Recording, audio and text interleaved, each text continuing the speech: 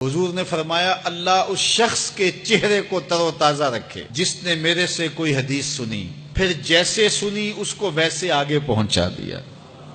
اور آقا کریم نے فرمایا بعض اوقات سنانے والا اس پر اتنا پہنچ کے عمل نہیں کرتا جتنا پھر سننے والا اس کے اوپر عامل ہو جاتا ہے۔ تو جب حضور نے دعا دی ہے کہ اللہ اس شخص کے چہرے کو تر و تازہ رکھے جس نے میری حدیث کو، میرے فرمان کو سنا اور ایسے ہی آگے پہنچا دیا، تو پھر موت کی سختیاں بھی اس کے چہرے کی تر و تازگی ختم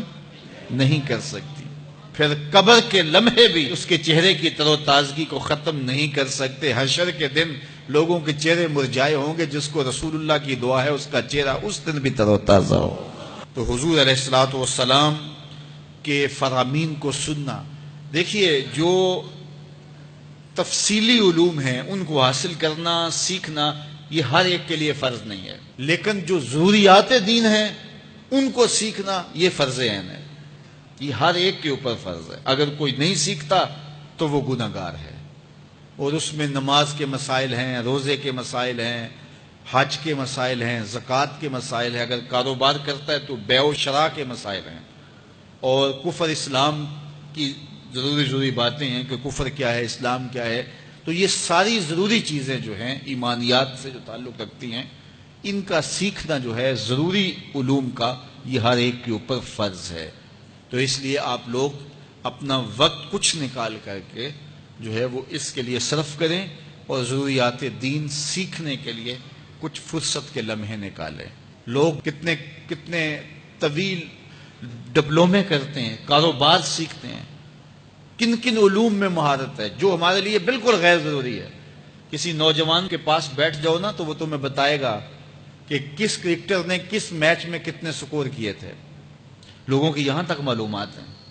اور وہ 15 سال پرانا میچ ہے، اس کے اندر کس نے کتنے آؤٹ کیے تھے، کتنی وکٹیں لی تھیں، کتنے جو ہے وہ اس نے سکور کیے تھے، اور اس کی پوری زندگی کے سکور کتنے ہیں، کیسی کیلکولیشن ہے، اور کس قدر لوگوں کا پکا حساب ہے۔ یہ وہ چیز ہے جس کا نہ دنیا میں فائدہ نہ آخرت میں فائدہ، لیکن دلچسپی ہے نا، جس چیز سے دلچسپی ہو تو وہ چیز خود بخود ازبر ہوتی چلی جاتی ہے۔ دلچسپیاں انسان کو جو ہے وہ کسی چیز کو یاد کرنے میں مدد دیتی۔ ایک عرب شیخ کہہ رہا تھا کہ ہم ماضی میں پڑھتے تھے کہ ہمارے اسلاف، ہمارے بزرگ ایک ایک رات میں پورا قرآن ختم کر لیتے تھے، تو وہ کہتا ہے میں سوچتا تھا کہ ساری رات قرآن بندہ پڑھتا رہے تو کس طرح ممکن ہے۔ تو کہتا ہے میں اپنے بچوں کو دیکھتا ہوں کہ وہ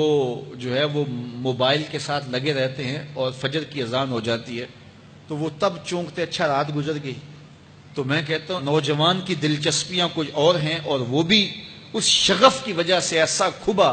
کہ رات گزر گئی اور اس کو پتہ ہی نہ چلا۔ تو جن کو قرآن کا نشہ ہو گیا تھا ان کی ساری راتیں قرآن میں گزر جاتی تھی، اور ان کو پتہ ہی نہیں ہوتا تھا کہ رات بھی گزر گئی ہے، اور اذان ہوتی تو پھر پتہ چلتا کہ اچھا رات گزر گئی ہے۔ تو یہ شوق اگر پیدا ہو، شوق تو دیکھیے یہ گیموں کا پیدا ہو جائے، کھیلوں کا پیدا ہو جائے، تو وہ انسان کو کیا کچھ سکھا دیتا ہے، اور جس کے سینے میں کتاب اللہ کا شوق پیدا ہو جائے